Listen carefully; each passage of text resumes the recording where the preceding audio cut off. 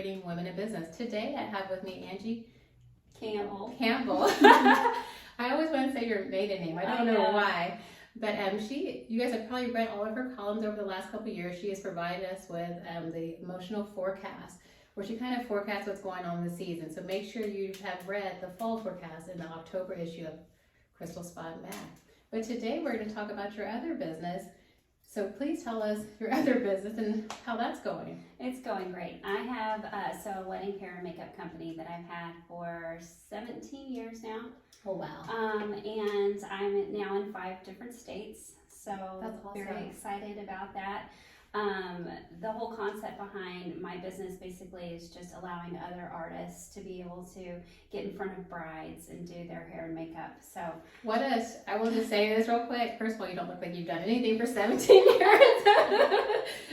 Secondly, what a stressful day to deal with brides on the wedding. So I'm assuming your cool temperament has really helped you achieve that. And you know me personally, so yeah. I really, I'm a calming presence anyways. Definitely. So I think that was part of my talent and actually why I ended up becoming this in this industry, because I feel like I can really calm them down and then also make them feel beautiful on their wedding day. Definitely. I will tell you some of my best looks you've seen me in have been done by her. Yeah. So when you started in this industry 17 years ago, you said you worked with a mentor. You were down in Texas? I was in Dallas, Texas, okay. Yes. And that's where I started my company. And kind of how did that evolve into, where were you doing before that business and how did you get into this? Well, I was at a really prestigious salon called the Alan Stone, and it's no longer there.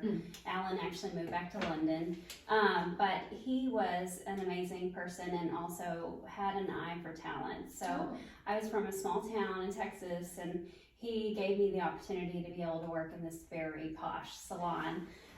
But there was a woman that was working over the bridal department there, and she had her own company. So she just came in and would do hair and makeup and such. And so she saw my talent and then gave me a chance to work with her. I mean, and she's done like the biggest names, like the Bush wedding. Wow. I mean, on a presidential level.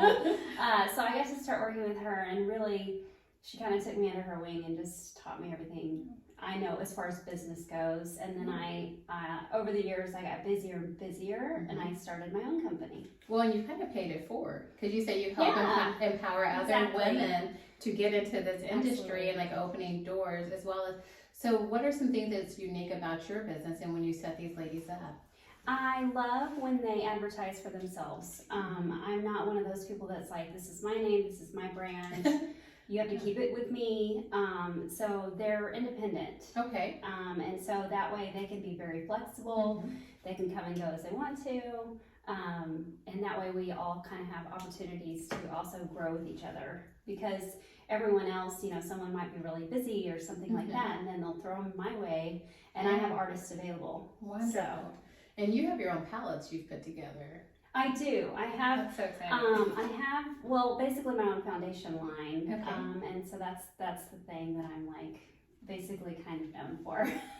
And can people buy this, or is it just a product I only offer to my artists. Okay. And I give them a really good price so that they can have a full kit for their, excellent. For their brides. So you're not only you help people feel beautiful, you're also a business. I mean, you formulated this foundation line. That's great. Absolutely. So maybe we can convince her to sell that retail someday. I mean, I wear it. So. Well, you put it on me. It looks really good. I do. I put it on you. What are some challenges you've experienced during the pandemic? I know we're kind of out of that now, but still weddings were happening, I'm assuming, and people were still doing things. Right. Well, weddings weren't actually happening. I guess they weren't. Because they didn't have enough, you couldn't have as many people as you wanted, and so the numbers were really small, so they wanted to wait till their whole family or friends could be there. Sense. Okay. So the biggest challenge was moving their dates. Oh. So no one really canceled their weddings. It was more like,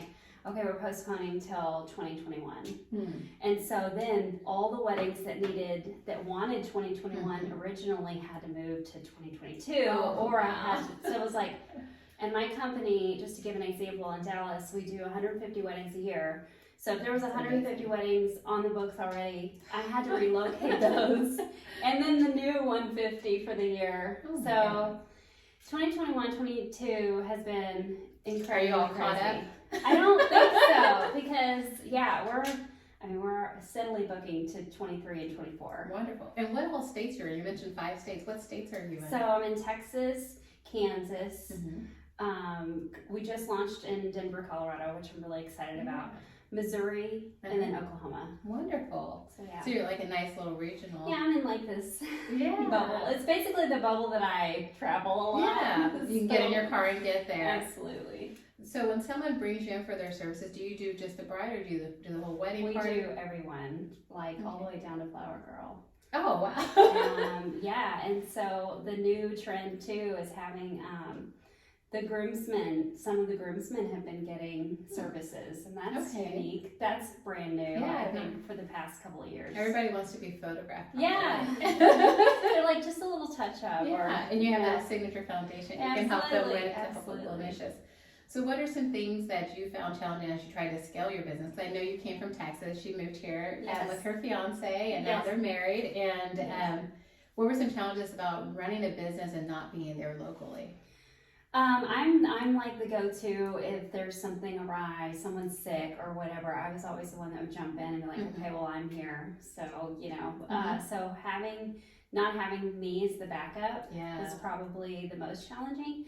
But I've kind of made it to where like I have a couple of leads now. Wonderful. So not everybody's fully booked in case of emergencies. So you had to really trust the support of your teams. I do. So you've set up teams to kind of... Absolutely. That's excellent. Well, what are some things you are excited about for 2022 that you'd like to share with our audience as we wrap up? I think that what I'm really excited about most is that I finally have a system that I feel really confident in. Like, once you find that groove, and you're like, this is working, then I don't have to think so hard, and it's just kind of all lining up, and that's what I'm really excited about, especially for the growth in Denver. I'm really excited about that. Well, that's a huge market. It's huge. Yes. Well, and your other business, you guys have read her Emotional Forecast, The Southern Psychic. The great thing about that is I feel like you can take some of your skills from that, being able to read people into it, what they need, into this business. So what are you predicting for your business for the next 2 to 3 years? All good things. I'm big on manifesting, and I truly believe it's a mindset. So if you really want it and you're focusing on getting it already, then you're going to have it. So obviously I'm just going to be so successfully busy. Yes. And in a good way. Manageable. We're going to manifest all of that for you and your business, for the magazine and the podcast, and for all of you guys listening in today. Thank you so much for sharing that. I love hearing about your other business because you, like you said, you've been extremely successful in that world, and we get a piece of you with the Emotional Forecast, but I know that you're one of the top wedding and hair people in the country, and I love that you shared that with us today. Thank you. Thank you so much. This episode of Crystal Spot Mag, Celebrating Women in Business, is brought to you by our sponsor, Crystal Clear Realty. Buying or selling, the choice is crystal clear.